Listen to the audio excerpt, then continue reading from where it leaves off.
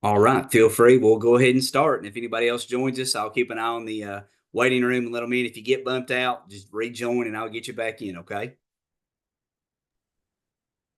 All right. Hi, everybody. My name is Chelsea Brock. I work for Feeding Kentucky. I'm going to share my screen here and we'll see if we can get this started.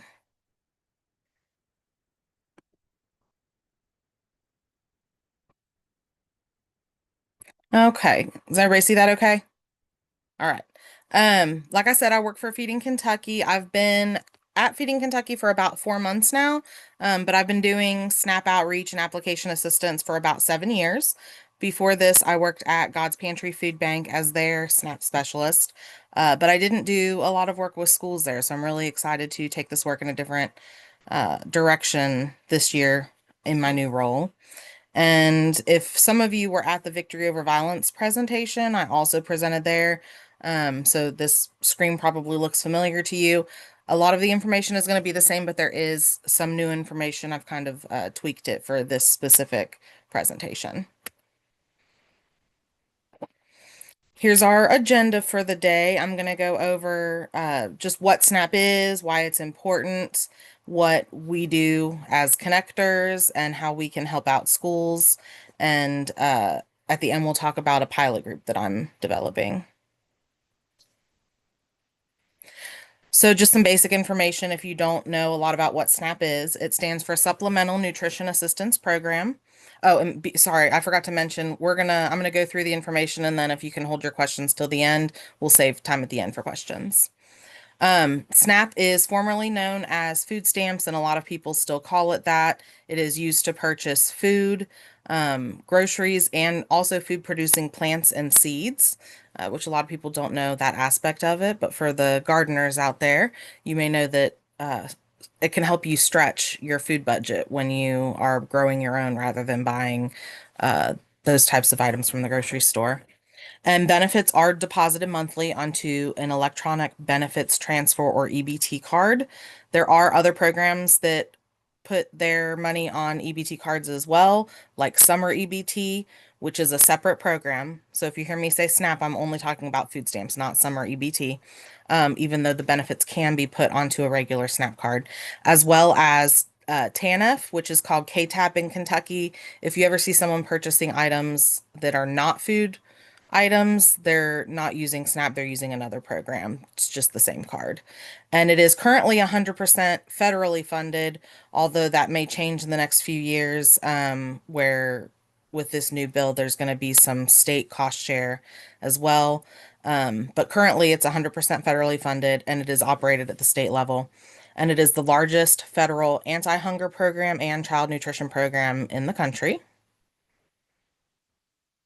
The participation rates are of those who are eligible. So this is not stating that 82% of the US participates in SNAP, just that of the people who are eligible for SNAP, 82% are participating.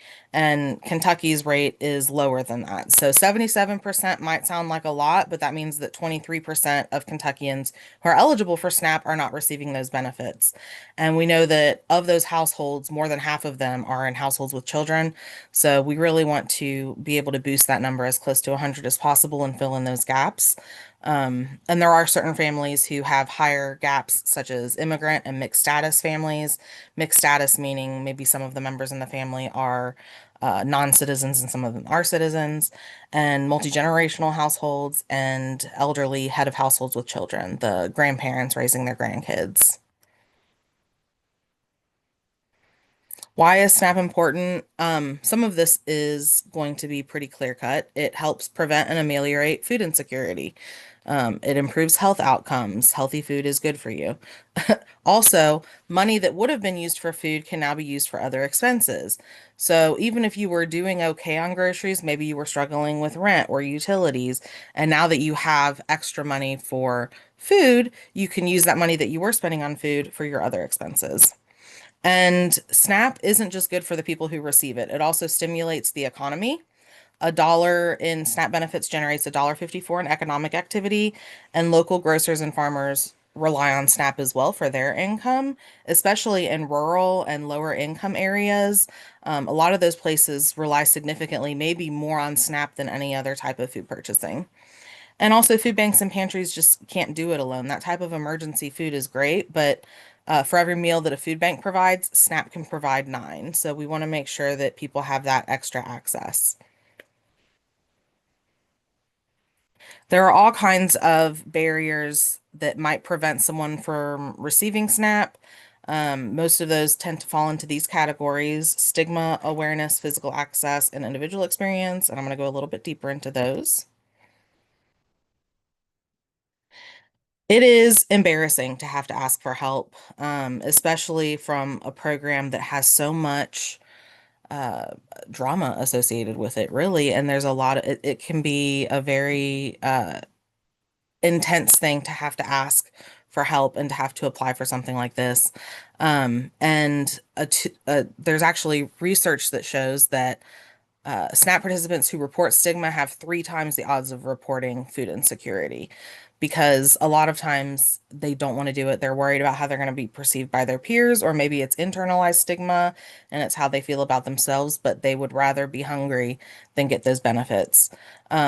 Which is actually, when you think about it, the more people there are more people who need help than there are people who are always secure for their whole lives. 60% of American adults will live below the poverty level for at least a year during their lifetime. So there's more people struggling out there than you realize.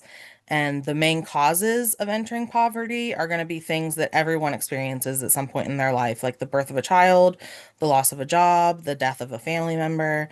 I once had a couple who their income was through DoorDash and Uber and those types of things, and their vehicle died. So that was not only their transportation, that was both sources of income because the husband and wife took turns doing those things. So they lost everything all at once just because of one bad instance in their life, and they were in need of help at that point. Awareness. This is where a lot of my job comes in, is just getting the word out there that the program exists, that people are eligible for it, and that there's help out there if they need help applying for it. A lot of times, especially if it's something that you've never needed before, you don't know even where to start. And it can be overwhelming, and there's a lot of misinformation out there that might make you think you're not eligible when you are. So, a big part of my job is trying to get the word out to as many people as possible through as many avenues as possible so that they know where to turn when they do need that help. Physical access has more to do with, even if people are ready to apply and they know what to do, maybe they just don't have the means to do it. This includes mobility, transportation, phone. Maybe they don't have a phone, or perhaps they can only text. They might have no internet or limited internet access. Mailing address is one that affects unhoused populations, particularly because you have to have a mailing address to receive SNAP. That's how they send you your card. And people wind up using friends or family members. Some folks don't have a support system like that, and they have to rely on an agency or a social worker or someone to be that support for them and let them use their mailing address. There are long hold and wait times, and unfortunately, that's probably not getting any better. If anything, we might see it get worse here as this bill starts making cuts and impacting people's benefits. And sometimes people aren't free during office hours. If you work during the hours that the offices are open, maybe you have a 30-minute lunch and you try to call and there's an hour hold time. What are you supposed to do? Um, Fun fact, the hotline is available on Saturdays. The local offices are usually not open on Saturdays, but the hotline is available on Saturdays, so that helps some people, but not everyone knows that that's available. And then language barriers make everything harder. There are still questions that come up with SNAP for me that I don't know, and I've been doing this job for 7 years. So imagine trying to navigate all of that and you don't speak the language. Individual experience, if you have had a bad experience applying for SNAP in the past, or maybe the amount that you got didn't feel worth it, the paperwork was hard, one of the office workers was unkind or judgmental, that's going to make you not want to apply again. That's going to make you not want to even recertify for the benefits that you already have. So we are able to help with that and hopefully provide a better experience for folks so that they feel seen and heard, and make that experience as easy and smooth as possible. And unfortunately, there are also a lot of scams out there, which is why it helps to approach people through a contact that they already have, like schools, so they know that the information that they're receiving, that the service they're hearing about is legit, especially since Feeding Kentucky is new to SNAP assistance. People might know who Feeding Kentucky is, or they might not, but even if they know who we are, they probably don't know that we do SNAP yet. So we're still trying to get that word out. A lot of the barriers sound pretty bleak, but we can help. Snap connectors are available statewide. If there is no one else in your area doing Snap, I can do Snap for all Kentucky counties. So, there is a gap filled in everywhere. I want to go into a little bit about what the role of connectors are. Connector just means that we have access to the Connect portal. That's what the website is called where people apply for SNAP. And you may have heard them called SNAP assisters, SNAP coordinators, SNAP specialists. Usually that just means they help people apply for SNAP. We can help people with every stage of the application process except the interview. Everyone does have to complete an interview, and that has to be done by a state caseworker. And then the approval or denial ultimately is decided by the state as well. So I like to say that we can kind of hold their hand all the way up until the finish line. And then there are a couple of things that they have to go through with the state before getting the actual approval. But the process starts with outreach, getting the word out there. And then I always screen everybody to make sure that they're eligible before we go through the whole application because I don't want to waste anyone's time. The actual application itself, which I'd say probably 75% of the time is done over the phone, just because that's usually the easiest and where I serve such a big service area. Obviously, I can't be in 120 counties all at once, but there are ways around that. So if someone doesn't have a phone or they have only able to text or whatever, we can work around that. Documents, pretty much everything that you put on an application for SNAP has to be proved, but I can help people upload or fax those documents, or if they prefer, they can take them down to their local office. Then there's the interview. I can assist with any questions or concerns. And then they're either approved or denied. I do follow up with every single application to make sure that everything went smoothly, and if there was an issue, we can address that. If they need to reapply, I can help with that as well. And then eventually everyone needs to recertify for their benefits. The recertification period is going to be different for everybody. It kind of depends on how likely to change your situation is. So unfortunately, some of the most transient people who may be unhoused or in a temp job, those types of situations, they're probably going to have to recertify more often, which is unfortunate because it's harder to submit that documentation when you're in an unstable situation. But because their situation is more likely to change, they require that more often. And again, our the job of a connectors is really to break down those barriers. I say all the time that if the program worked the way it was supposed to, my job shouldn't exist. People should just be able to apply and get their benefits. But because of all of those barriers, we have assisters to help people through the process because sometimes people need that extra assistance. Advocacy is really just about talking to legislators, going out and fighting for SNAP to strengthen and protect it as much as possible. I do some of that, but more of my work is direct service. However, Feeding Kentucky does have an advocacy specialist, as well as our CEO is also a lobbyist. So they do a lot of that advocacy work with SNAP. Empathy and kindness, just we don't want to judge people. If they need help, that's all that we need to know. We're going to help them. Correcting misinformation, tailored outreach. That's the part where I want to meet the neighbors where they are. If they have a barrier, I'm going to help them overcome it however we can to get their benefits in the way that's most convenient for them. Language interpretation, we use a program called Spoken Here, is our interpreter service, and they have over 300 languages available. Usually, Spanish is the one that we see most often, and I just get an interpreter on the line, and usually within seconds, we can have a conversation about SNAP in pretty much any language that they're going to have in Kentucky. And information on next steps is a big one. This is where a lot of applications fall through is that people don't know what to expect next. And so they're waiting and waiting and waiting, and they've missed something that they didn't realize they missed. So being able to keep in contact with them and let them know this is what you're going to be looking for so that they don't fall through the cracks. A lot of times we get that information through the follow back. And then feedback is another important one. Not only have we done surveys in the past, well, I haven't really through Feeding Kentucky because I've not been here long enough, but when I worked at God's Pantry, I did several surveys from neighbors on new types of outreach. If we were testing something new, we did postcard mailers one time and I took feedback on that, or just the general overall application process. But also, just if I'm hearing multiple times from multiple people, this particular piece of the application is giving me trouble, that's a red flag. There's something that's happening that we can try to overcome. And usually, with our connections with the state, they're usually pretty open to hearing about those things and fixing the things that we're able to.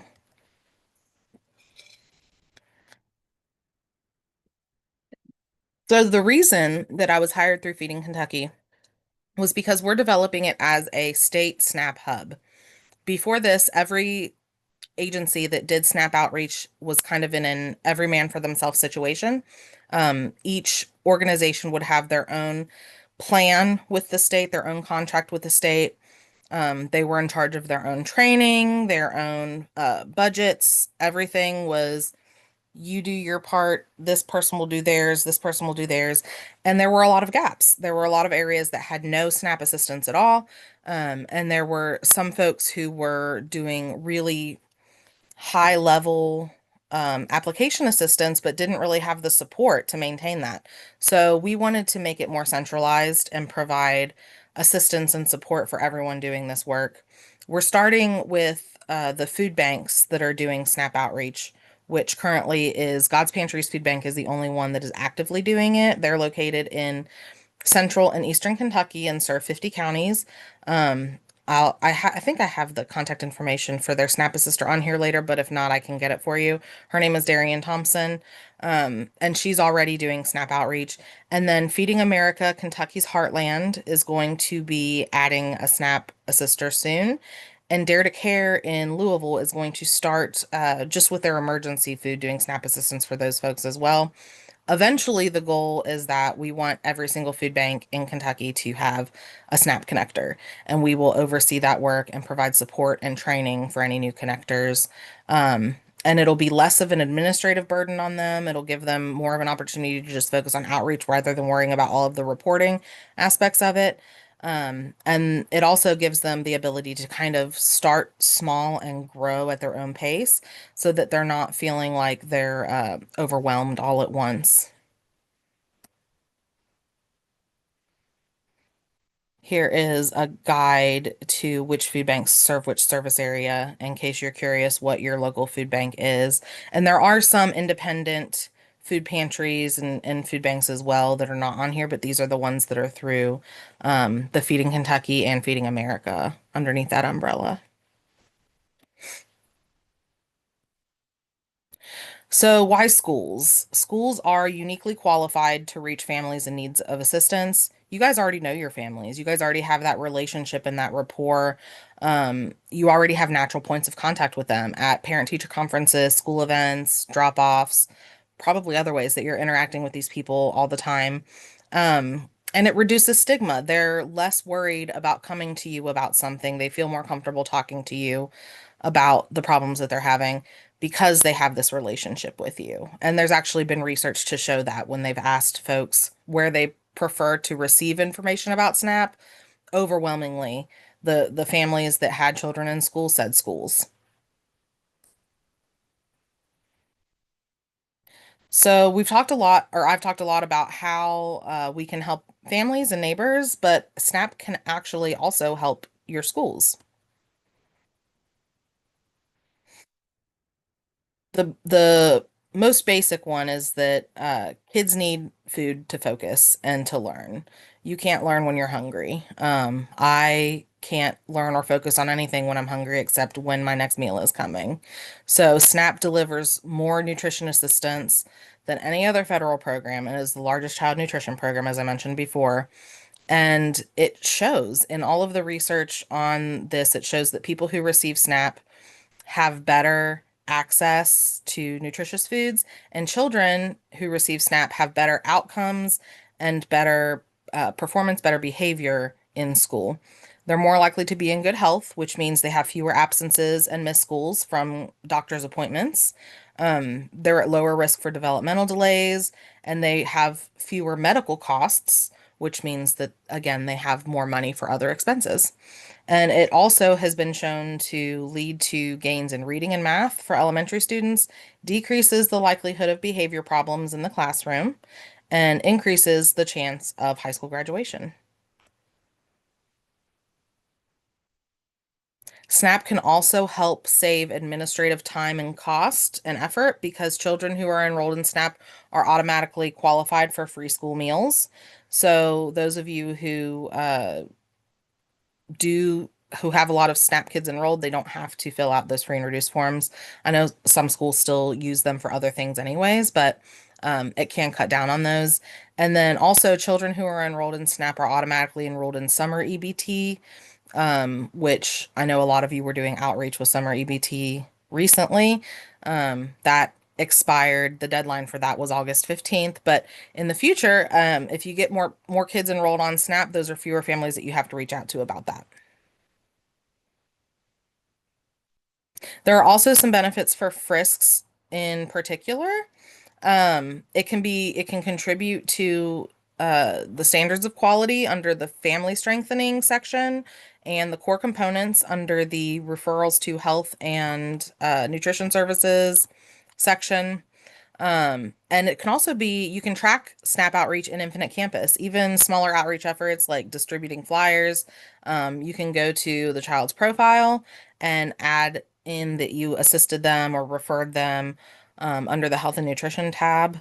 And you may possibly be able to add a blanket group program when you hand out SNAP information at school events. And that reflects on your end of the year documentation. So you can track that and see how many people that you assisted with SNAP. It can also increase grant funding. A lot of FRISC grant funding is determined by the percentage of students who are eligible for free and reduced lunch. So since SNAP automatically makes people eligible for those free school meals, that can help boost that funding. And SNAP participation also can help identify areas that are eligible for free after school and summer meal programs. CEP, I did a survey for a select section of FRISC recently. It went out to about 50 or 60 folks, and there was some confusion about what CEP is. So some of you are probably really familiar with it, especially if your school already does it, but I'm going to talk about it a little bit more for those who may not know. CEP is a school meal funding option that allows schools to provide free meals for all students. So you don't have to do the free and reduced forms. Everyone in your school gets that. You may still need to do the forms for another reason, but in order to get the free and reduced meals, all students are eligible. And it also eliminates out-of-pocket costs for families and it reduces stigma for the students because no one is a free meal student. Everyone is a free meal student. No one is specifically labeled as a free meal kid. Now, how you become eligible for CEP and receive funding for CEP is based on your identified student percentage or ISP, which is the percentage of students who are directly certified, meaning through the forms, or categorically eligible through programs like SNAP, I think income-based programs of Medicaid, and possibly KTAP also are eligible for free and reduced price school meals automatically. So increasing your ISP can be one of the effective ways to boost your school nutrition budget. And this goes into the math a little bit. It sounds confusing, but once you get the hang of it, it's really not as difficult as it looks. So a 25% ISP is what you need to be eligible for CEP. And then to get the maximum funding, so 100% of it is free, it's all funded federally, your ISP has to be 62.5%. So it is possible to do CEP through partial funding, and then you have to make up that funding in other ways.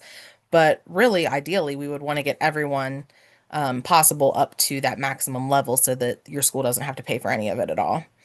The way this number is determined is they use what's called a federal multiplier, which is supposed to account for the additional students who would have certified if you had done those free and reduced meal applications. And you multiply that by your ISP. So say that your ISP is 50%, you would do 50 times 1.6, and that would give you the percent of meals that are reimbursed at the free rate that's paid for by federal dollars. So if the more that you can increase your ISP, the more funding that you can get for this program. And also ISP can mean an increase in Title I funding and E-rate funding also. So SNAP can be used to boost those ISP numbers because remember those that are enrolled in SNAP, that's automatically counted on their ISP whether they fill out a free and reduced form or not. Those students are counted in there. So higher SNAP enrollment means a higher ISP, which means more funding for schools.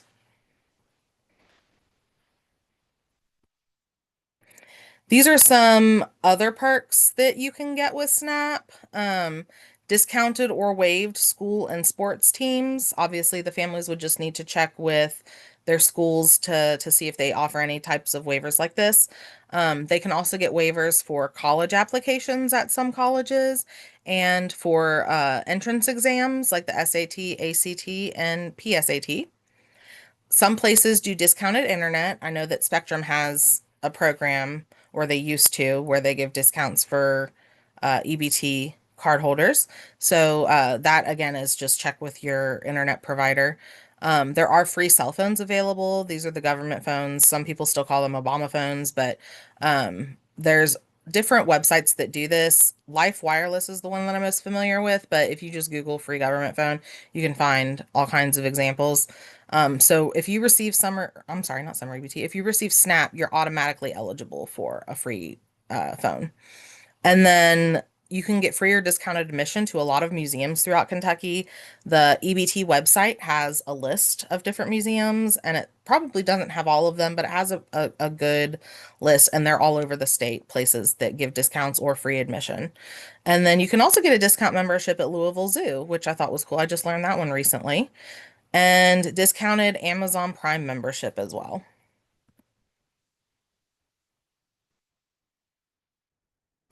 So I know this sounds like a lot of information and it probably feels like a lot of work, which is not what we're trying to do. We don't want to put a lot of extra work on you all. We know that you wear a lot of hats. And you really don't need to do a big lift in order to provide SNAP information through your school. So we know that every school is different. Your capacity is going to be different, and the needs of your families are going to be different than other schools. Every community looks different. If you're rural or urban, you might have different needs. And there's no one way to do that. So I'm going to go through some options of different types of outreach that you can do so you can think about what might be easier to implement at your school, what might work best for your staff and for your families.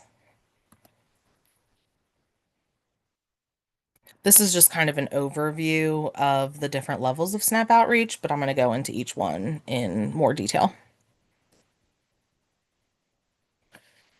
Level 1 is just general SNAP outreach. This is just about getting the word out there. So this is where like distributing informational materials like flyers and brochures come in. And you can do this in programs that you're already implementing. If your school already has a backpack program or a school pantry, you can have flyers there. You can keep them at the front desk, have them available at events. I've done some back to school events and had a table there with information for people. You can also include information or a digital of the flyer, which I can get to you all on in school newsletters if you want to include a section about SNAP or social media posts, which I know some folks have already made posts with our flyer on there, and I really appreciate that. Or if you do like emails or letters to families, you can include them in that as well. If you're like me and sometimes you have a hard time putting your thoughts into words, the No Kid Hungry website has a really great section where they have examples of scripts and posts that are available in English and in Spanish. So you can either just copy and paste or you can edit them, kind of tweak them around to make them work for you. Some of the folks who have done SNAP outreach through their schools in the past have used a referral button on their website and said that they had a lot of really great um, referrals come through there. And that's probably one that you're going to have to get approved from either your principal or superintendent or possibly both. But you can have a button on either your school's website or your district's website where people can click and submit a referral online. The Feeding Kentucky page, we have a Snap page that has a referral link where people just enter in their contact information and what they need help with. And it's really quick, probably a minute to fill out, maybe at the most. And they just submit that. It comes through to my email and I can reach out to them. And God's Pantry also has one on their website. So we would just look at the connector in your area and make sure that the link is for, the best connector for you. This was an idea that I got from the Victory Over Violence conference. Someone recommended yard signs. So I am in the process of getting quotes for those right now because I thought that was a really great idea. You can put a yard sign in front of your school and it's just very basic. It just says, need help with SNAP. And there's a QR code. And this is really great for stigma too because the families wouldn't even need to talk to anybody. They can just pull that up real quick and have that ready to examine in their own free time. I just was out at McCracken schools, at Reedland Elementary, and they created a whole QR code wall with really beautiful artwork. And they have a big QR code on the wall that families can scan, and it brings them to, I forget what the website's called, My KY or something like that. And it's got all different resources on there. And they put up a sticker for us that has the Feeding Kentucky information for SNAP and a QR code on there that links to our referral. So we're really excited about that, hoping we get some good able to help a lot of people through that. And then you might have other ideas. Like I said, this isn't comprehensive, and I'm not a Frisk. I've never been a Frisky, so you guys probably have more ideas than I would about how you already are speaking with your community. So I'm always open to hearing new information and ideas. Level two is going to be the stuff that's involved in level one. You can still do that stuff, but also making referrals. So helping your families get referred to connectors, however you prefer to do that. You can submit referrals online for them in the way that I talked about already, or you can invite connectors to resource fairs and back to school events. You can host SNAP enrollment days. I've gone to agencies. I did it with Lexington Senior Center a lot where they would schedule a full day. They would have an appointment list where people could schedule appointments to do their applications, and I would just go there for a full day and do application after application all day long. And that was a great way to meet people where they are. Um, or depending on how many people are going to be there, we might need to use paper applications in that case and have people fill out the paper applications and bring them back to me. But either way, um, so you're referring to a connector to do the application assistance or to answer those questions.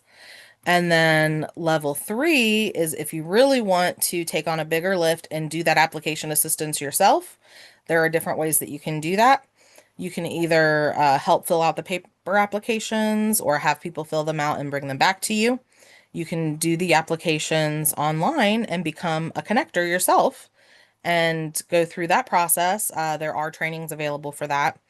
And uh, either way, if you choose to do paper or online, you can do either of those over the phone, in person, using mail and email. There are different ways to do that. And if you're interested in this, I would be happy to help you with it, talk through the different options, and find out what would work best, create a plan for you.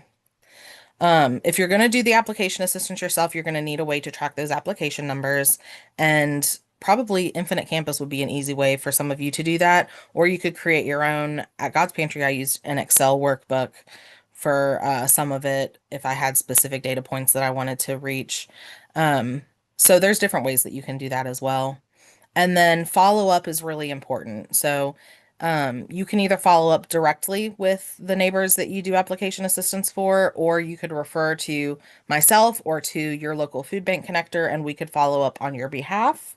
But we want to make sure that that follow-up piece is there because that's where people tend to have problems with the application. Most of the time, um, that's where the problems occur because either they've missed a document or they've forgotten to complete their interview or there's an issue and they don't know what to do about it. So they just wait. And if that happens, they're going to be denied. So we want to make sure that we have that piece in there. And then if you become a connector, there are online trainings that DCBS will give you. And also I can do extra trainings, not necessarily just with the system itself, but with general SNAP information. And the No Kid Hungry website also has a toolkit specifically for SNAP assistance, and there are some grant opportunities that you might be eligible for. If you do want to become a connector, this is kind of the process for it. Megan Snow at DCBS, that's the state SNAP office, it stands for Department for Community-Based Services, is the head of that. And that's the email to get through to her there. The famsupportconnectors.ky.gov is the best way to reach her. She can help you determine if you meet the requirements for it and make sure it's the best fit for you. There's a quick screener that you would fill out and return to her, and then she would send that up her chain of command. And if she receives approval for it, she reports back to you with the decision and she'll help you with the next steps as well, and get you connected to those trainings so that you can start taking applications. These are just some tips that are helpful for any level of SNAP outreach. Include income guidelines on your materials. I put income guidelines on everything. I've done it both ways, with or without them. And the number of calls that I get when I include income guidelines from people that say, I just always thought that I wasn't eligible for this because I work or because I receive Social Security. But looking at this, my income is below this, so maybe I qualify. And I've helped so many people be able to get benefits that they should have been receiving for years. You could also include how much a family could receive in benefits. There are average amounts that you can find online. The minimum is $23 a month, but the maximum is, I want to say 290-ish. I would have to look at that. Um, or I'm sorry, 190. I think it's 192 for a household of one. So for families, it's going to be more than that because you're receiving it. It's based on the amount you receive is going to be based on the number of people in your household, your income, and your expenses. You also could target your outreach towards families that you already know who are likely to be eligible for SNAP. So if they're receiving free or reduced meals, they're likely eligible for SNAP. If they're receiving a similar benefit like Medicaid, they're likely eligible for SNAP. Same for Summer EBT. Actually, the Summer EBT income guidelines are at a lower level than SNAP. So if they're eligible for Summer EBT, they should be eligible for regular SNAP as well. And you can integrate it into work that you're already doing, um, which we already talked about these examples, backpack program, school pantry, summer meals, school events, and anything else that you think it might fit into. And then language interpretation and translation is important. If your school has a lot of families who have limited English or don't speak English at all, there are interpreter services you can use. You may have some multilingual staff available, but if you're having trouble meeting that need, you can always refer to us and we can help with that. We have spoken here, and then God's Pantry Food Bank, if you're in their service area, they also have an interpreter service. So we have a grant through No Kid Hungry this year, where we're purposely trying to meet families who have children to improve SNAP access for them. So we're choosing to work with schools because we think that's a great way to reach people. And I'm going to be assembling kind of a pilot group where over the next year or so, we'll track the types of outreach that you do, and how many people we receive applications or referrals for, just to see what works best to try to develop a baseline for how to do this outreach work going forth since this is new for us. Um, and again, the types of outreach would be up to you if you want to participate in the pilot group. We're trying to boost ISPs for folks who need that, either to make them eligible for CEP or to boost their funding for CEP. I know that a lot of schools this year have actually lost that certification because your ISPs either took a hit or it just wasn't sustainable because they weren't high enough to get you the amount of funding that you needed. So those are the schools that we would prioritize for this. But if you just really want to do SNAP outreach, I am open to talking to you as well. And we can work together to develop a plan to track those results. I wouldn't expect it to be a lot of extra, um, like meetings and everything. I don't want to bog anybody down with too much of that. And we can find a way to track the results the way that works best for you, either if that's Infinite Campus, if it's an Excel file, or if I'm the one tracking it. If you're just using flyers at outreach events, um, you could keep track of how many flyers you distributed, and I can keep track of the referrals that come from your school because I always ask folks how they were referred to us. So, if you're interested in being a part of our pilot group, shoot me an email. That's my email there, chelsea@feedingky.org. Make sure it's Chelsea with a Y. And I would love to have you in our group. I say 25-ish schools, but that's just the baseline that we're looking at. But if there are more that are interested, I can have as big of a group as I need. So I think that might be everything. So if any of you have questions, this is the time. Chelsea, there were actually a couple of questions I know in the chat, and you may have addressed those. One of those asked if the state of Kentucky affected if the state of Kentucky is affected by the restriction that some other states have imposed on certain foods. That was one of the questions that was asked. If some of the states, if the state of Kentucky affected by the restriction, not currently, um, there there's always proposals for that, but at the moment there are no restrictions on what types of food people can buy. I know that that's something that has been talked about for Kentucky. The best way to learn about those kinds of changes is if you follow the Feeding Kentucky newsletter or subscribe to our newsletter on our webpage. We always share when those types of policy changes happen. So we can keep you informed about changes with that and with the HR1 bill, the big bill, that's going to be having some changes soon as well. And then the income guidelines, I see we had a question about, can I share the income guidelines? I'll send Quentin to you our flyer, and that has our income guidelines on there. So you all can see that. And then I will also, those change in October. The income guidelines usually increase around October. And if those income guidelines ever change because of policy changes, I can let you know to update those so that everyone's aware when that happens.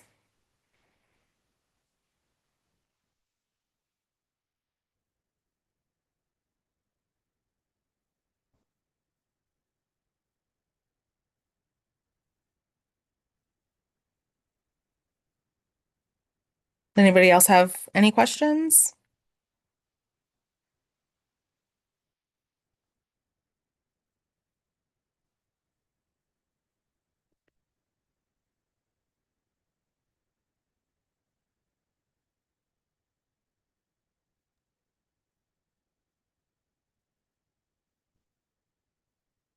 All Does right. If anyone nobody have, has, oh, I go was ahead, gonna say, Chelsea. No, you go right ahead.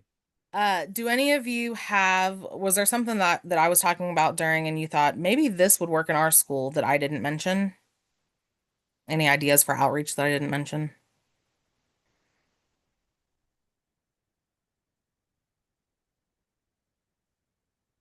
All right.